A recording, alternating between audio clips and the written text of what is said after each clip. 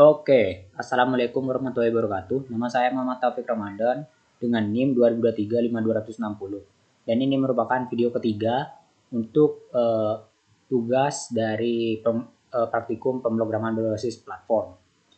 Jadi, di video ketiga ini merupakan video lanjutan dari dua video sebelumnya, yang dimana sama-sama membahas Express dan juga beberapa cara penggunaannya.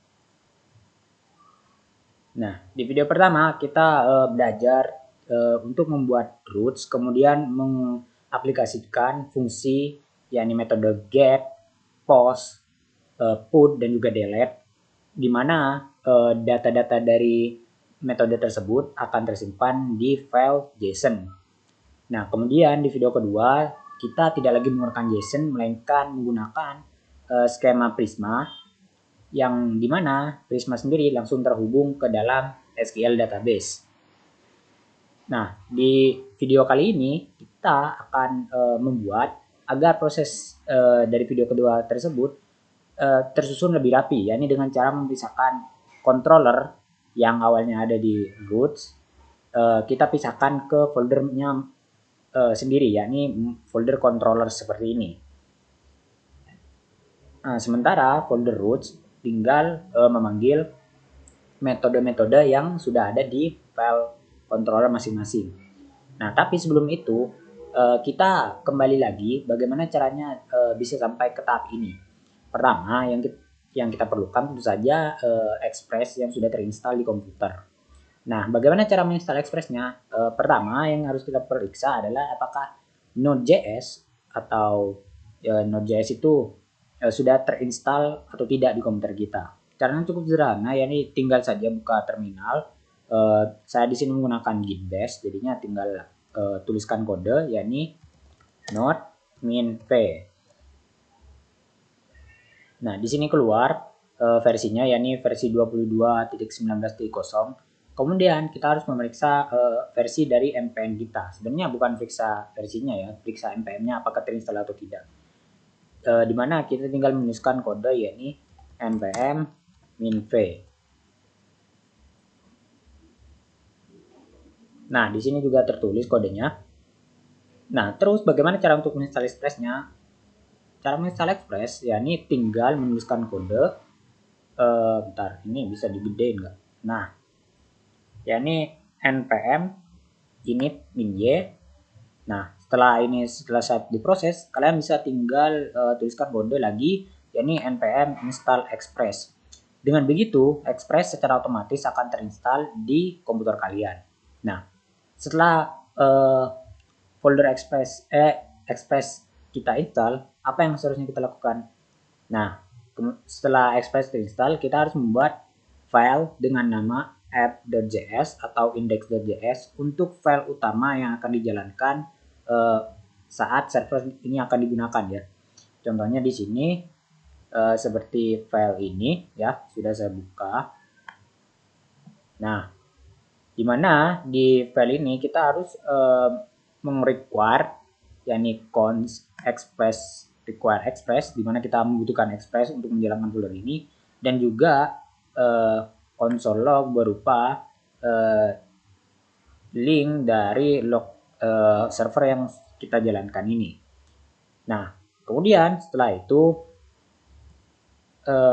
Express bisa dijalankan dengan kode not app.js atau nama dari file yang kalian gunakan ini.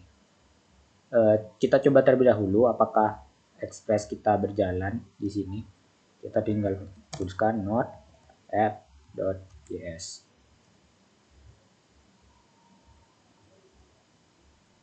Nah, di sini muncul server berjalan di https localhost 3000.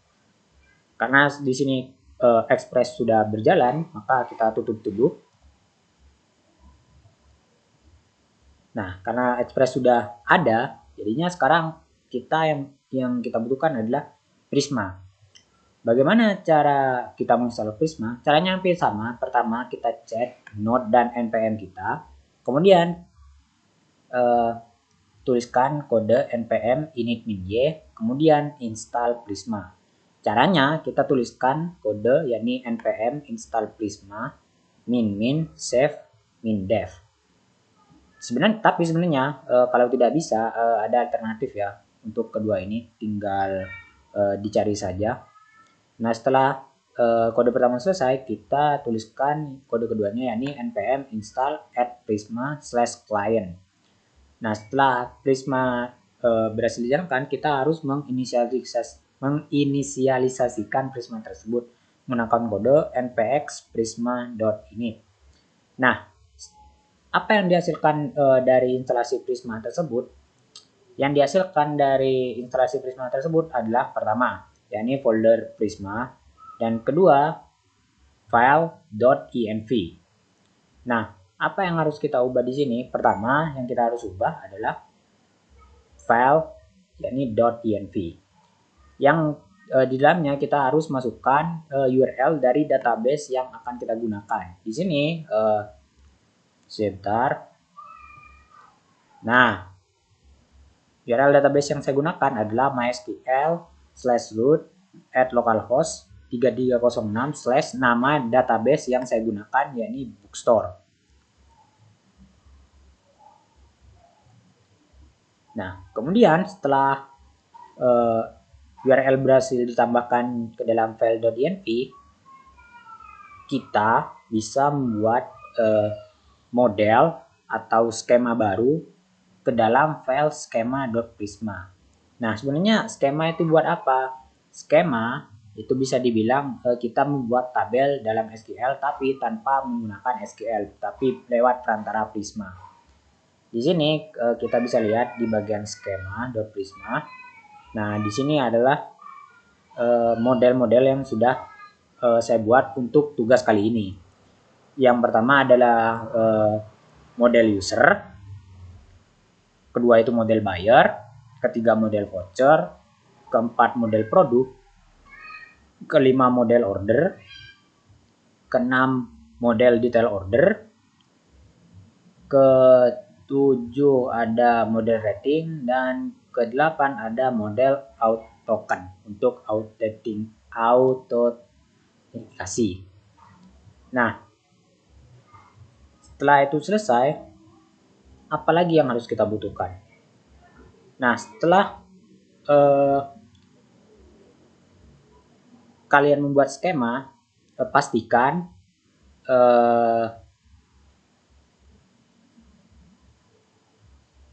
skema tersebut kita migrasikan terlebih dahulu ke dalam database-nya ya, yakni menggunakan kode yakni npx prisma migrate dev.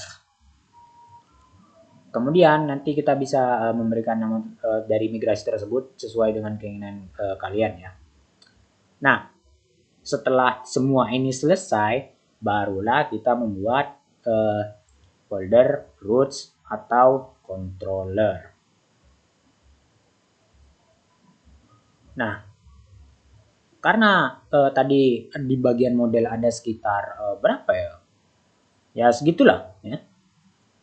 Ada 1, 2, 3, 4, 5, 6, 7, 8 lah ya, sekitaran gitu. Kita harus membuat masing-masing controller untuk model tersebut. Begitu pula dengan routernya ya teman-teman. Nah, seperti apa cara kerjanya? Pertama, kita ambil di users aja lah ya. Nah, beginilah penampilan controller users ya. Dimana di dalam control users ini sebenarnya ekspor dari modul ya, yakni metode get, metode post, metode put, dan juga metode delete tentu saja. Nah, kalau di controller user seperti ini, maka di bagian routersnya bagaimana? Kita lihat di sini, kita cari untuk users. Nah, inilah kegunaannya memisahkan antara controller dan juga routes ya. Karena kita tidak perlu memanggil satu file seperti itu. Kita cuma tinggal panggil aja metode yang pengen kita pakai. Misalkan kita mau pakai metode get, ya tinggal /get, post put kita slash menggunakan ID, dan destroy kita pakai slash ID juga.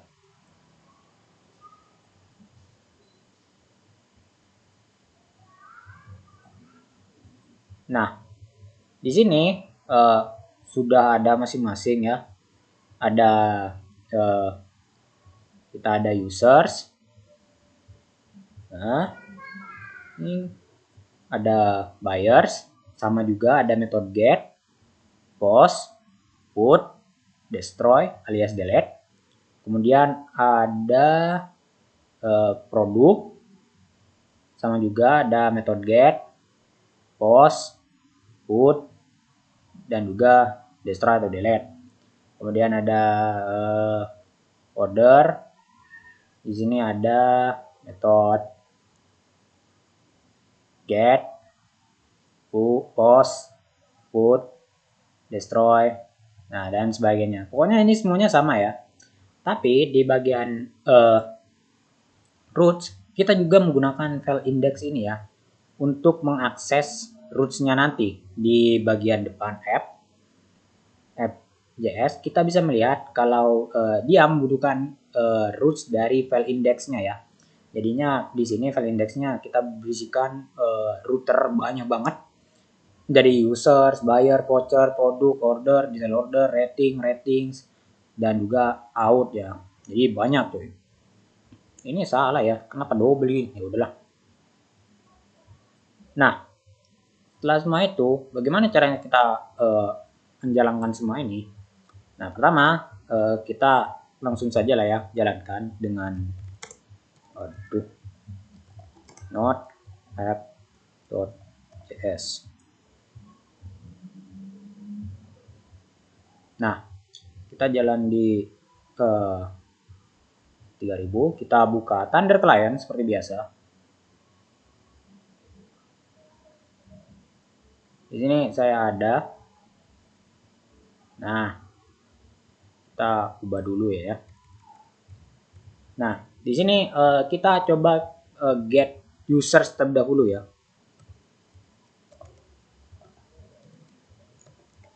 Untuk menampilkan user. Sebenarnya data-data yang saya sudah ada data yang sudah saya inputkan dan saya tinggal tunjukkan saja kepada kalian. Kita get users, kita send.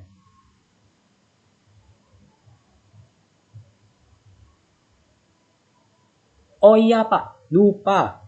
Localhost tidak dihidupkan. Bagus emang. Pantesan lama ya. Sorry guys, sorry.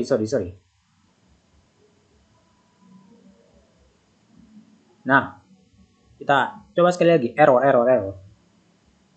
Nah, di sini berhasil mengambil ya. Ini ada ID 1, ID 2, ID 3. Nah, kalian sadar tidak? Ada satu hal yang unik. Yakni password ini di hash. Kenapa begitu? Nah, ini adalah tugas kedua kami. Ya, tugas ketiga ya, maaf. Yakni untuk mengautorisasi dan juga mendapatkan inputan yang lebih bagus, yakni dengan menghashing password yang sudah ada ini. Nah, bagaimana caranya? Kita bahas setelah ini.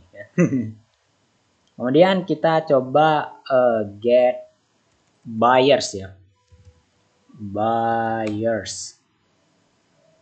Dibahasin. Nah, di sini ada ya. Kemudian vouchers. Send. Ada juga diskon akhir tahun sama voucher spesial mahasiswa. Kemudian kita produk ya.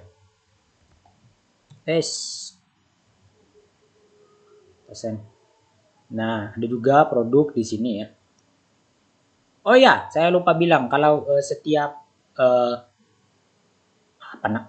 controller itu sudah disediakan pagination ya. Jadinya dia bakalan kepotong nampilin beberapa data aja, gak semuanya langsung biar satu halaman gitu ya. Ada paginationnya, jadi aman cuy.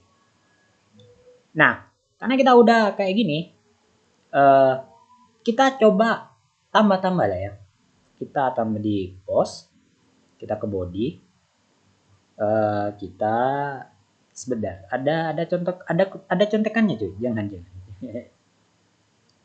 Kita ke produk lah ya. Kita coba ambil salah satunya.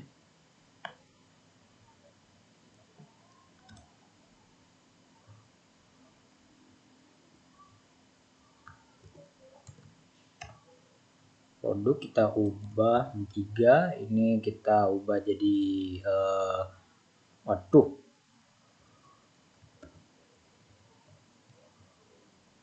kita ubah jadi mousepad ya.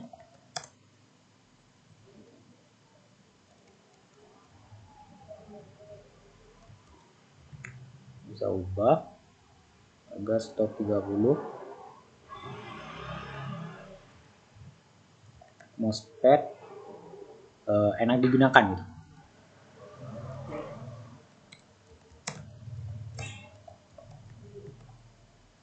Kita coba send, berhasil ditambahkan. Kita coba lihat ke get 1, 2, 3. Kita coba ke update nya ya, ke bagian 3. Kita ubah jadi pen tablet, kita ubah di sini jadi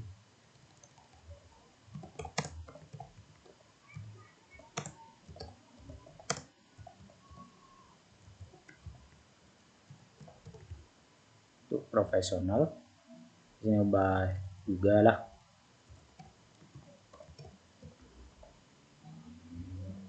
$1.500.000 gitu. Kita coba send. Oh, salah cuy. Nah,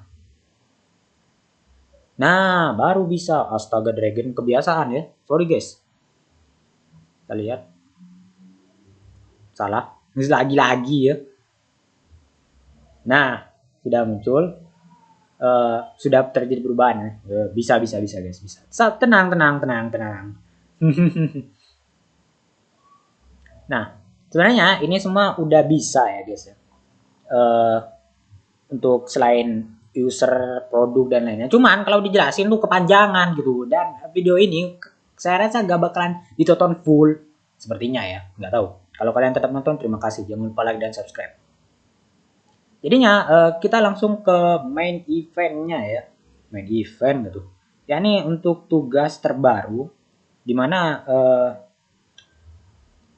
kita harus menambahkan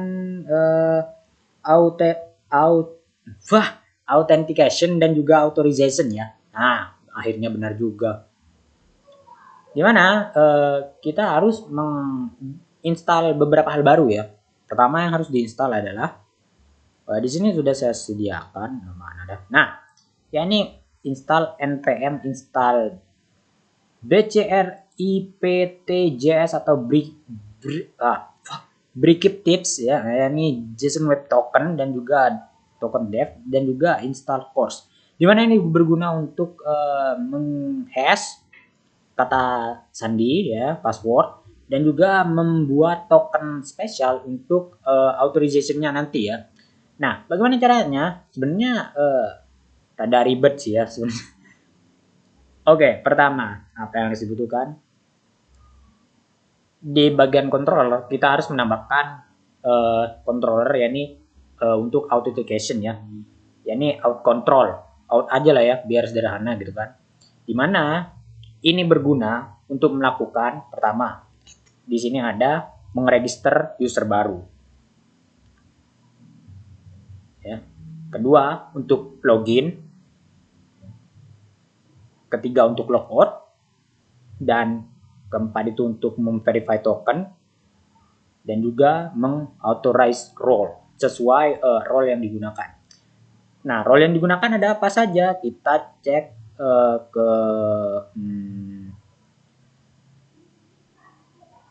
Prisma, kita ke skema.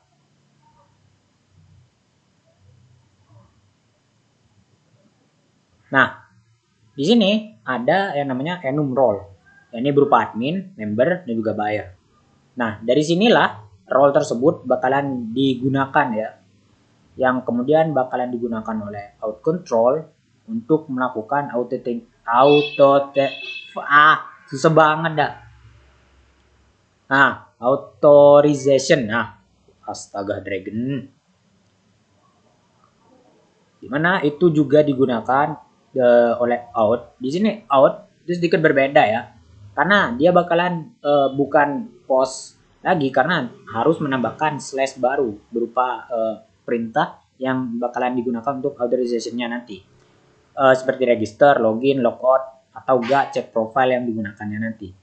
Nah, bagaimana cara menggunakannya? Kita tinggal coba saja ya teman-teman.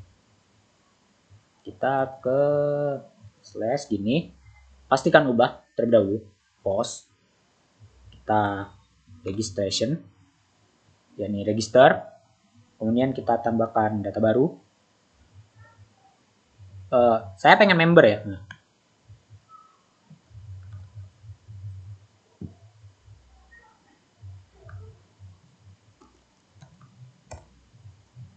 Kita ubah nama usernya May.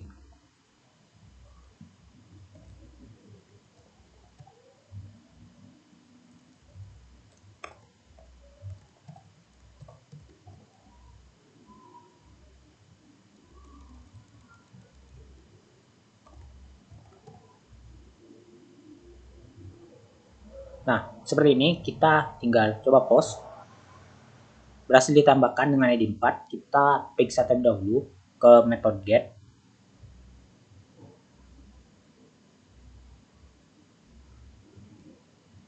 Oh, lupa diganti ke users ya. Nah, di sini ada admin pertama dengan ID pertama, admin kedua dengan ID kedua, admin ketiga dengan ini member ya, sorry maaf. Yang ID kedua itu member, yang ID ketiga itu baru admin, dan ID keempat itu member yang baru saja kita tambahkan tadi. Nah, di sini paspor sudah di-hashing, jadi kita gak bakalan tahu ya paspornya apa sebenarnya gitu, kecuali kita unhash di website, beberapa website yang bisa meng-unhash itu. Nah, kemudian bagaimana cara kita mendapatkan authentication dari hal ini gitu. Nah, kita bisa melakukan yakni dengan cara login terlebih dahulu, mencoba dengan login ya. Kalau misalkan kita coba seperti ini, kita hapus terlebih dahulu. Nah, karena yang dibutuhkan adalah sampai password saja. Nah, kemudian kita coba. Nah, kita ketika melakukan login, kita mendapatkan token ini, yang dimana ini merupakan fungsi dari Bcryptive dan juga JSON Web Token ya, dimana itu berguna untuk melakukan autentikasi ini. Nah, bagaimana cara kita melakukannya? Caranya kita tinggal copy ini. Nah, lebih baik saya buktikan terlebih dahulu ya. Bagaimana kalau kita tidak terautentikasi ke dalam sistem? Nah, kita coba logout. Maka seharusnya ini tidak bisa ya, kita lihat. Ya, token tidak invalid. Kenapa? Karena kita belum terautentikasi secara sistem ini. Jadinya kita harus login lagi.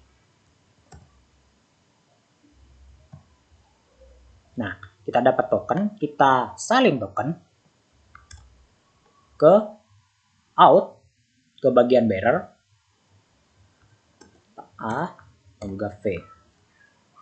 Kemudian kita coba send.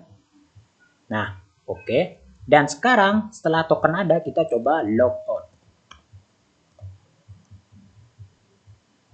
Yap, berhasil. Nah, sampai di sini saja untuk video kita kali ini. Kenapa? Ya, karena ini sangat panjang dan juga beberapa fungsi dari autentikasi ini sebenarnya bakalan dijelaskan untuk pertemuan berikutnya. Jadinya saya belum terlalu bisa memahami, hanya saja cara kerjanya saya cukup paham ya. Jadinya ya segitu saja untuk video kali ini. Mohon maaf apabila banyak salah, terutama yang tadi ya yang banyak errornya banget. Itu kesalahan manusia banget ya. Maaf. Jadi wassalamualaikum warahmatullahi wabarakatuh. Salam gamers. Nya hihihi.